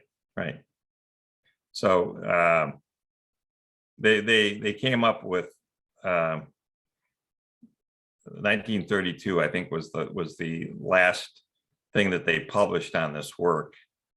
And Leadbeater had at that point come up with something that was in it 5 years in advance of science calls it technetium, is what the element is. So they were still busy doing this in 1932 in advance of anybody else. So, you know, what happened with all of this is that they pulled all of this stuff together. They died, and their follower ended up publishing it in a third edition in 1951. And here's what I've left out of the story here. That if we look, for example, into the top, very top left corner, okay, what we see there is kind of two triangles, and they each have three objects at each vertex. So you should think of this as their observations for each of these are going to be these subquarks, okay? So they have three subquarks that make up a quark, and they've made a total of two quarks here, just to show you what they observed in some of these things. Whereas other things, whenever you see a dot, it's one of their subquarks or one of their universal physical atoms is what they came up with. And they observed these things occurring in these sorts of patterns inside the nucleus. Well, no one has any idea how these quarks actually, you know, look like. And they came up with these pictures that you see on the right, where you know, the first one you see kind of looks like a funny looking taco, you know, and so it goes. And going down, you see things that look like starfish. And so they claim that the nuclei of all the atoms that you find in the periodic table, when you actually look in the nuclei, you'll see these sorts of shapes for what is the actual geometry here. And to the best of my knowledge, this hasn't been tested yet. It would be possible to go do this, to test these sorts of things, but I don't know that anyone's done it. A different thing is that they looked at these subquarks, and they determined that they had 10 strings to them. Okay, and the strings they looked at in great detail, and you can see that the strings are closed, that they go all the way around, they loop around, they're all kind of clustered together in a group of 10, but they go from kind of top to bottom and then come back up again, so that there's 10 closed strings here. What's amazing about this is that they observed, when they looked at the strings, the strings look kind of thick, and they drilled in on them in their observations, and they saw that the strings themselves had little spirals in them. There were little spirals in each of the strings. So the strings are little curlicues that are running all around, and it turns out there's 7 levels of these that they observed here, which, to the best of my knowledge, has never been, you know, postulated in modern string theory. But these are the strings that you would see in string theory that make up these, what are called subquarks. Now, they weren't the only ones doing this. There was another chap named Babbitt, who was a physicist doing work in optics, and he was into heavy duty meditation also. And so he came up with his own view of what in the world this atom was that he saw in his observations. And to me, it looks remarkably close to what Leadbeater and Besant saw. But he did this in 1878. There's undoubtedly many other people that have done these things. They just didn't know what in the world they were seeing. And then we get back to the thing about the periodic table of elements. In the 1860s, Mendeleev was the one who decided to arrange the elements in 7 columns, and he chose the atomic weight. The atomic weight would be the number of protons plus the number of neutrons, although no one knew that at the time. That's what he chose to do. And you can have different numbers of neutrons for the same element. He had this one other column here. He didn't know what to do with it, and so they called it noble gases. Argon is inert, xenon is inert. But they're called noble gases because they don't combine with anything. They're above it all. They're noble. They're just their own sorts of gases. So he ended up adding these gases into an 8th column, and in fact, this is what is used today in the modern periodic table when you take any class in chemistry. And so it's very much governed by the number of electrons that are running around this nucleus, and the electrons that are farthest out are the ones that are free, that are able to bond with other atoms, and this allows you to create the different sorts of substances that we see in chemistry all around us. So there's a decoupling that takes place here where they don't really key on the nucleus so much as they key on the electrons that are running around it.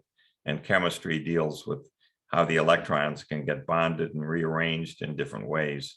And the nucleus is a different world unto itself.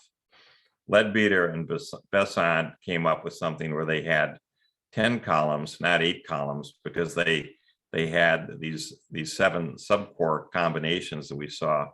And they saw that the 2 of the columns actually had replications of these things, but I don't know how useful this is from a chemistry point of view. That's just something they observed and chose to do it this way. Here's our modern periodic table. So you can see at the very top left is hydrogen, and at the very top right is helium, and then underneath hydrogen, just dropping straight down, we have lithium and sodium and potassium, rubidium, gallium, and I think that's francium, I think. So those are all elements that have only one electron that's free to go bond with anything else. There's one electron floating around, where similarly, if I went over here to the fluorine, chlorine, bromine, iodine, actinium, technium, these are all things that have 7 out of 8 electrons. So they have one open space. 8 is the magic number for all of these things. And so you can end up with something like, for example, hydrogen fluoride is something that's a very, very strong bond, because there's 1 electron in the hydrogen and 1 space for it with the fluorine, and they're very closely, they're very small, so they bond together very tightly, and so it goes. So this is the modern periodic table. Here is what Leadbeater and Besant saw for the hydrogen atom, and I said, remember, these very small things that they called UPAs. So these are subquarks. So they have 3 here, 3 here, and 3 here, and that gives me a total of 9 to make up a proton. But they always saw 2, so they had a second one here, a second proton that was mixed up in this, and so it goes for each of the things. But the key thing was this number I mentioned to you of looking at numbers of subquarks, or what they called universal physical atoms, versus the atomic number. And in the atomic number, one way to just key on it is the number of protons, because those have to match. And we saw that there were 18 subquarks for every 9 subquarks for every proton or every neutron, and they always doubled them. So they were always looking at 18. And when you looked at all of their observations for all of the different elements that are captured here, that it falls right on this line. This is like impossible to go fake.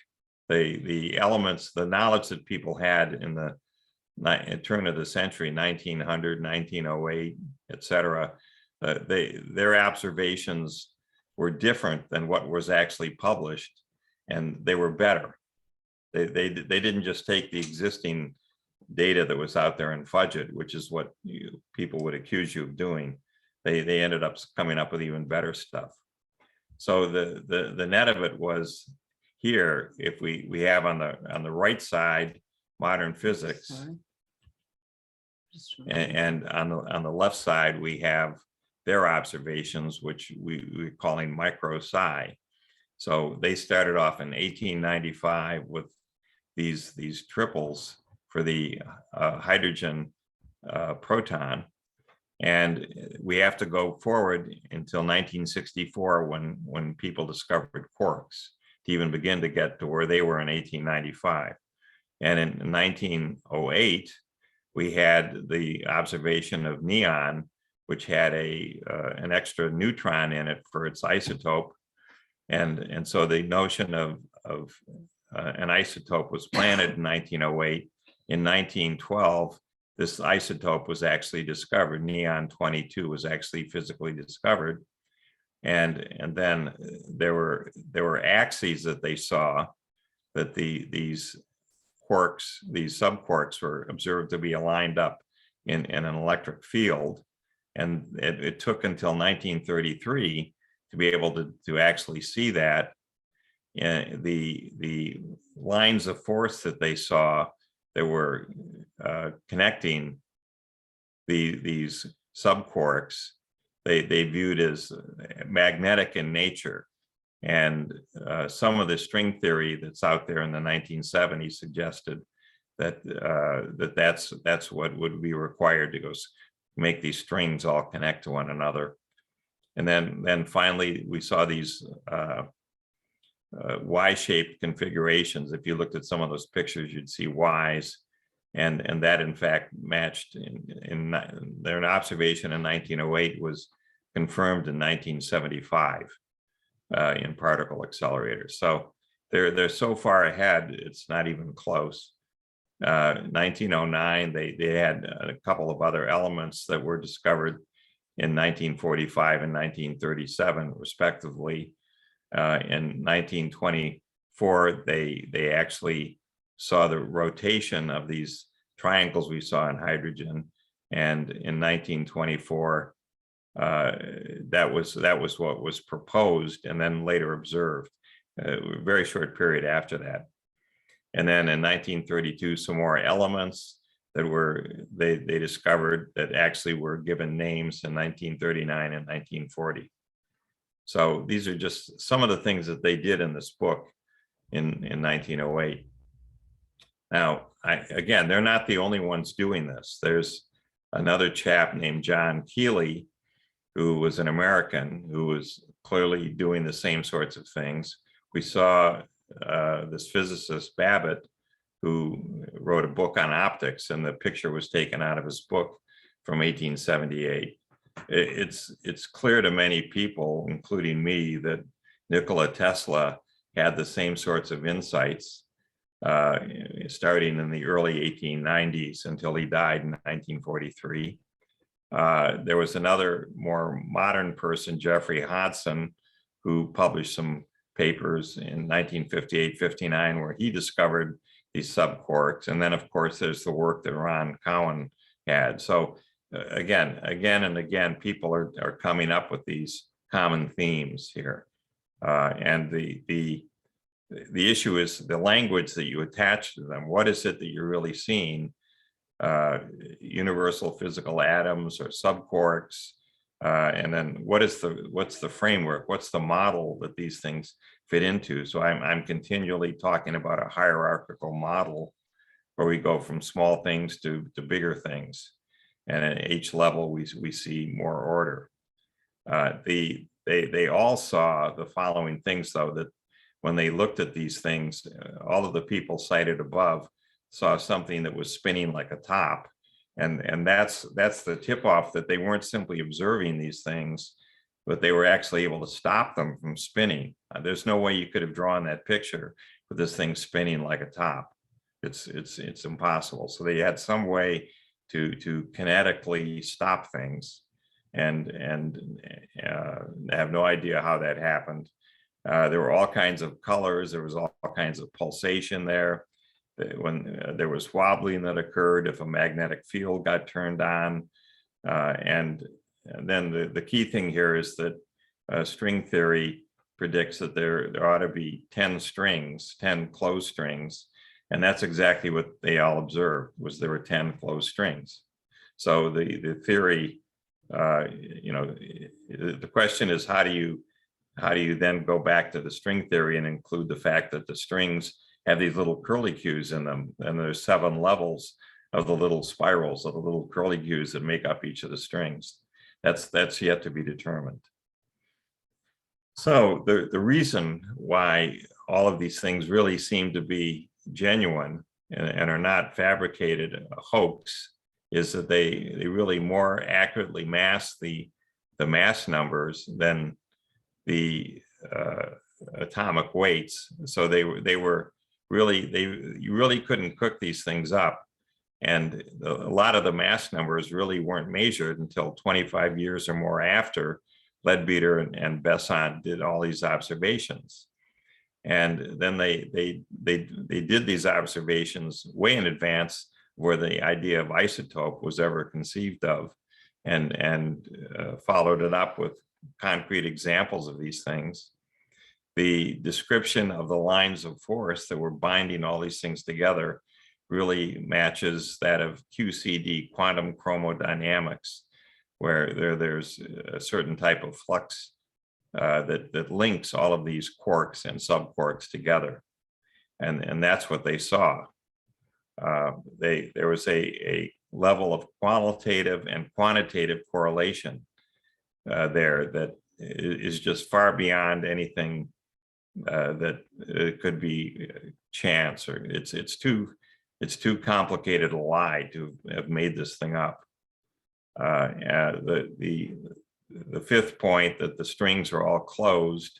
String theory wondered for a while, would the strings be flapping in the breeze? Would they be open or would they be closed? Well, they're closed. So that leads to a different sort of resonance than if you just had a string flapping held at one end. And then there's all of these different circular spiral that I mentioned that string theorists think that this has something to do with the 6 compactified dimensions that we talked about before. So we'll come back to that. But these are the number of these things, and it's just hard to believe that this couldn't be, fabricated. On the right is what they wrote in this 3rd edition, 1951. And this is about the number of spirals that are there. And on the left, and this is, remember, they did these observations in the 1930s at the latest, okay? And here's a paper from a technical journal called Nuclear Physics in 1982, and that refers to the fact that they have these different spirals here. So just showing that they were 50 years in advance of what actually got published. And here we just go through all of the different spirals that are here that they did a huge amount of observations on. I'm just going to skip over this. And that brings us up to Ron Cohen's observations. And Ron wrote these books that you see up here. The first book is The Path of Love, The Future of Buddhism as Science. The one next to it is called Mindfulness Meditation.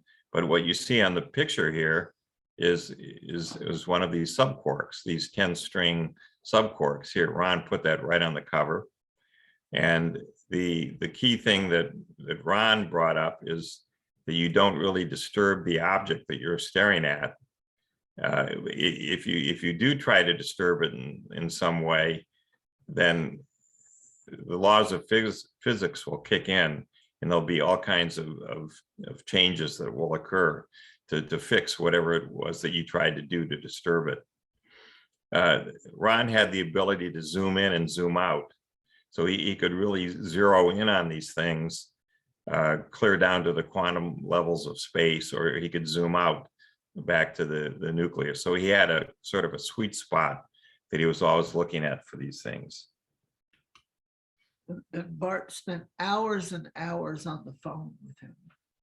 Yeah, for 3 years, for more than 3 years. So Stephen Phillips that we touched on has written 3 books, and you can go to his website too. This is a page from his website. Well, it's just a little graphic he has on his website, that has the tree of life in the top left, From Kabbalah. and the Sri Rantra from Hinduism, the I Ching is top right.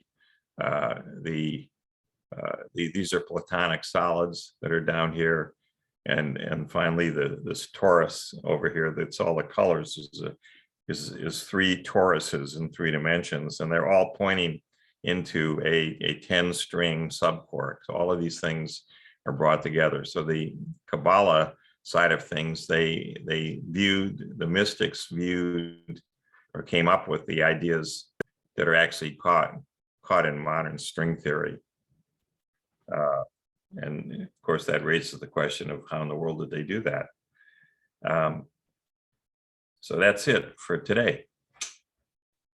We are done. I have a question.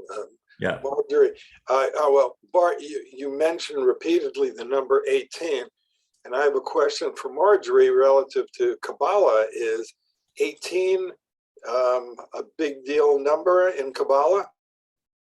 It's actually 9. The 18 was due to Leadbeater and Besant having to look at two things at once, always bound together.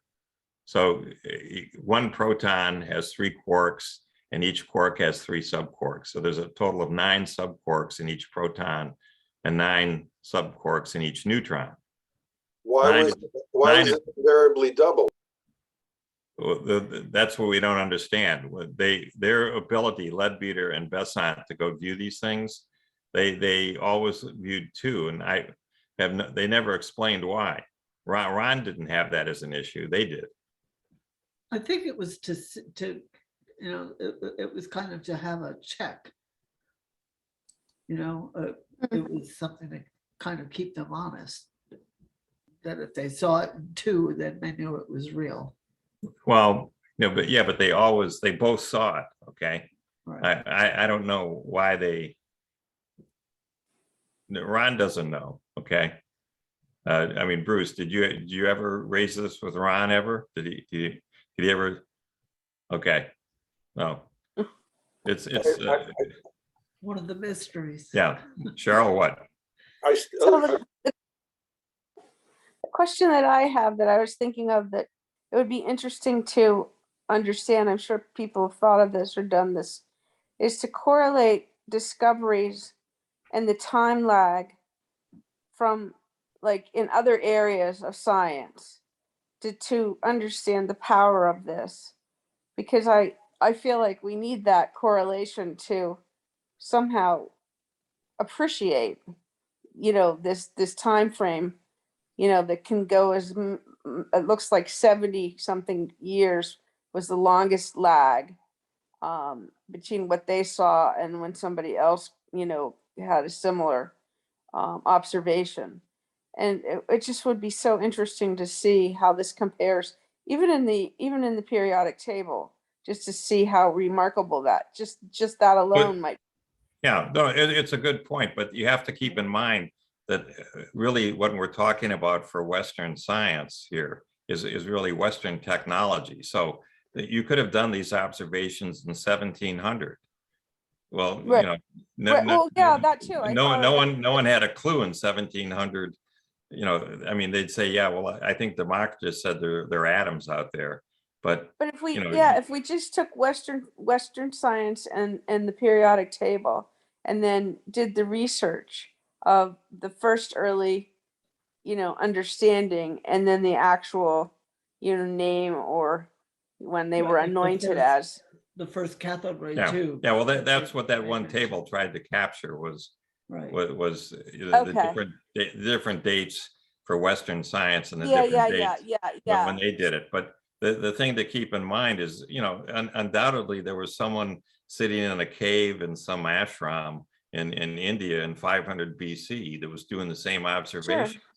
But Yeah, they didn't have the vocabulary. They didn't have a framework to talk about these things that I'm aware of. Okay. And we don't have anything written, so that would be really quite difficult. But just even in the era where there's papers or there's things written down, it just would be interesting to be able to relate that, because I feel like that's missing for me to see how profound this is.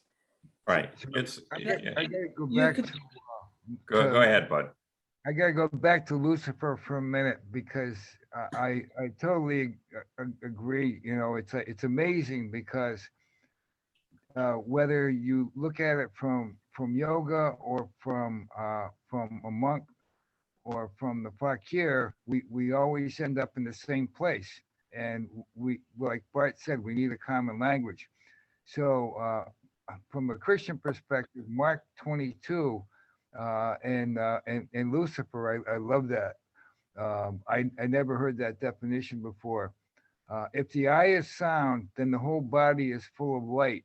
Beware lest the light in you be darkness. Right. It's that just blew me. And there's so much synchronicity here. I don't believe in coincidence, but talking about the Fontainebleau, I was just looking yesterday at Gertchief and the Women of the Ropes.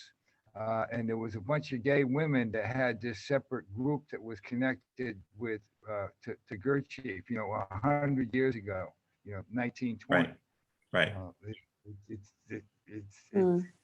It's all synchronicity. Yeah. Or it could be that there's someone in the Amazon, in 200 AD that's, seeing all this stuff, or there's someone, in the Congo in 1000 BC that's seen all, I mean, I don't think any of this stuff is new. So much of it, I think, is the terminology.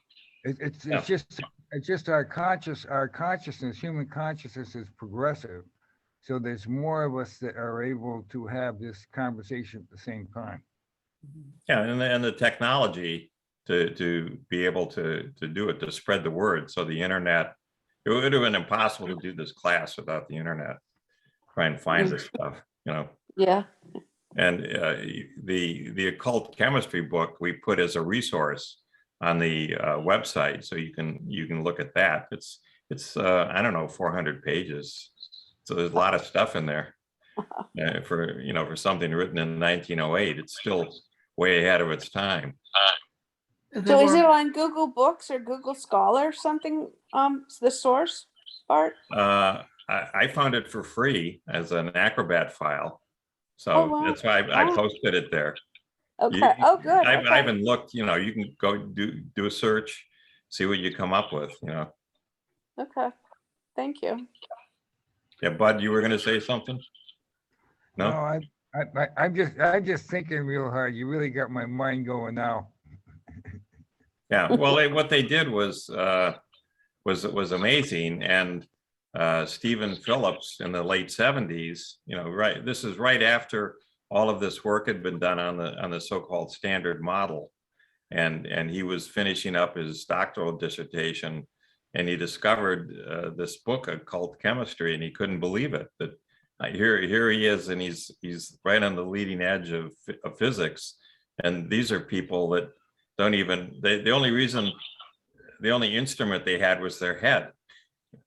And they had no training.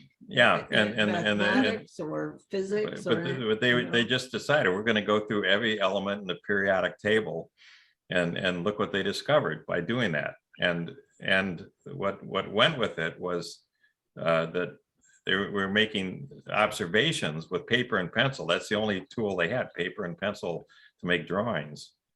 You know, as opposed to a staff of, you know, thousands of PhDs at CERN with a budget of tens of billions of dollars. You know, I mean, that machine at CERN is the most complicated machine that the human race has ever built. It's no toy. So, you know, and these are the best and the brightest that are doing this, and they're sitting there with nothing, and they're doing more. So Yeah, it's amazing. We're still catching up with them. yeah.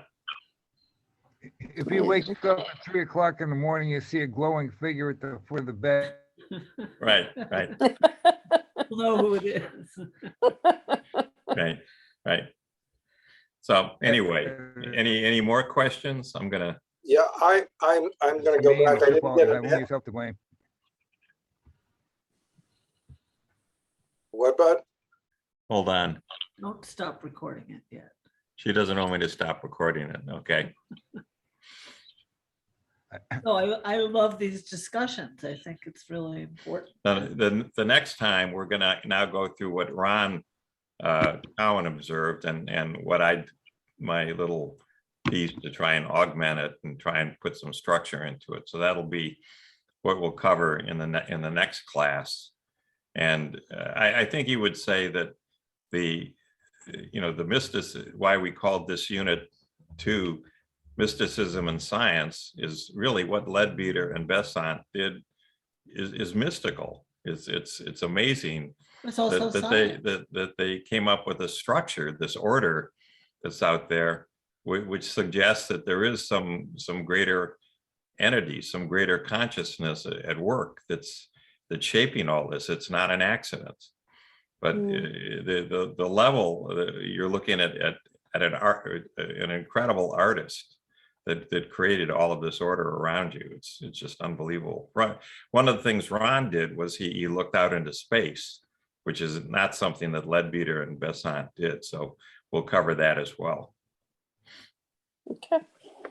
I wanted to get an answer, Marjorie, in case you have an answer for this, is that 18 is a big number in Judaism about life, and I was curious if that is part of the tree of life or some Kabbalistic number. I have no idea where that number comes from.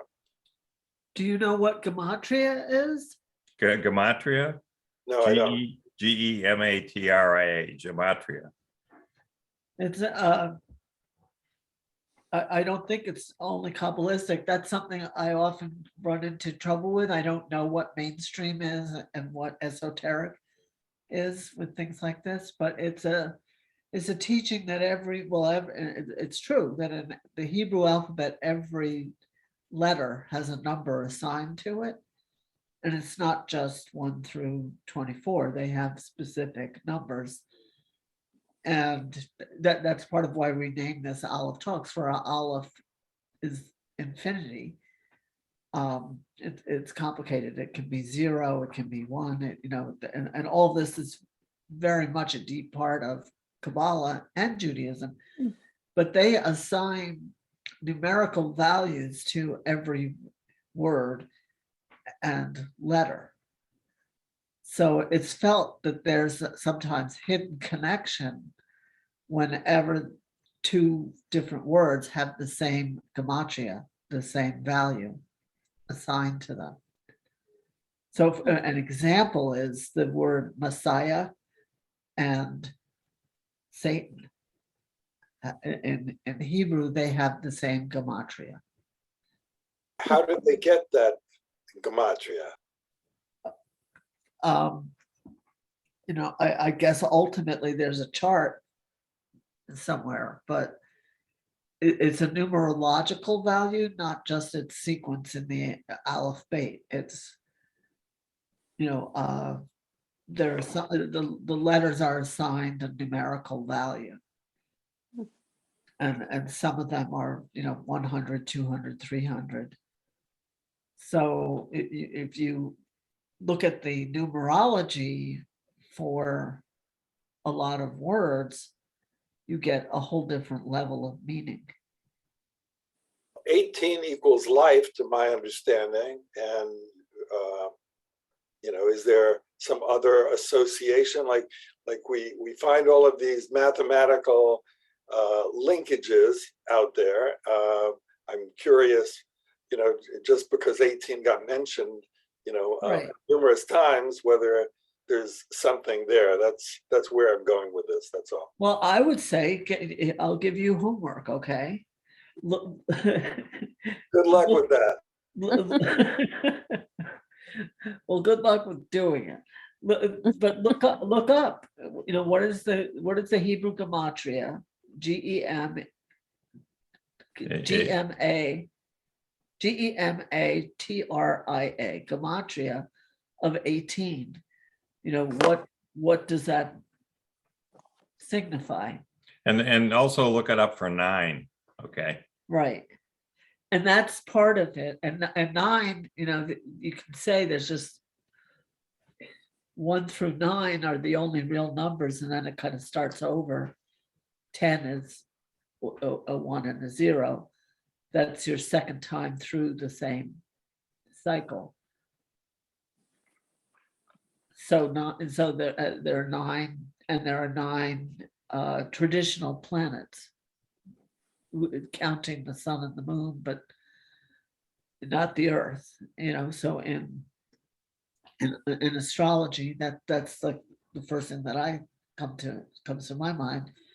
But in regular Western numerology, what you do is you draw out the numbers 1 to 9 in a row, and then you just fill in A, B, C, D underneath there, and each one is assigned a value from 1 to 9.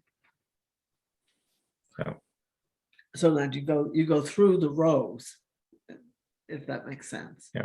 Okay.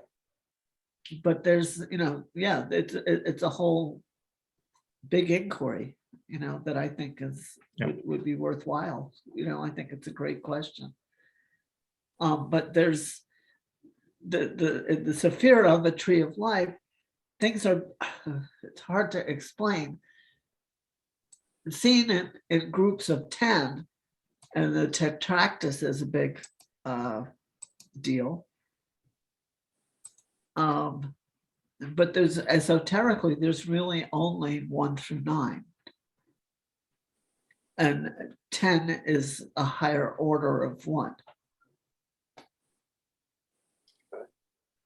If that makes any sense. So the most fundamental building blocks are the numbers 1 through 9. And then you can add a 0, you get 10, 20, 30, 40. But you're still really playing with the concept of 1 through 9, adding groups of 10. Does that make sense? Where does 0 fit in? It's 0 through 9. It gives you 10. Right. Right. And then everything else is a permutation of that. In base 10. Yes. Right, but I would think that then 10 would be related to 0, and 11 would be related to 1, rather than 10 related to 1. That's true.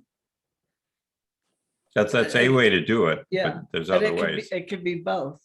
There's other ways to do it. That's just one. Right. And that's kind of the mystery of the Aleph.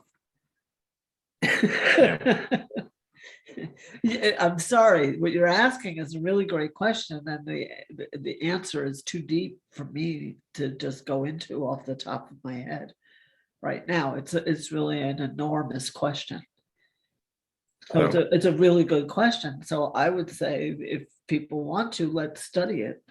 Yeah. But Kabbalah has so many levels. It's all about permutations and levels. And that's what you'll see at the very end, which we covered last time. We're gonna do it differently. At the very end, when we relate string theory and Kabbalah together, you're going to see a It's huge huge. number of geometric and numerical permutations and combinations it's hard to believe that it was coincidental. Somehow the Kabbalists saw the underlying structure of string theory. Right. And I have no Totally. idea how they did it. Of reality, I would Yeah. say, because it is real. Yeah. So with that, we're going to wrap up. If anybody's got any questions, give a yell. And we will. Hold your questions. Write Steve's them got down. you waving goodbye? Goodbye. Bye-bye. Good night. Take notes. Okay. Keep Thank thinking you. and take notes. We'll see you next time. Bye-bye. Bye. Bye.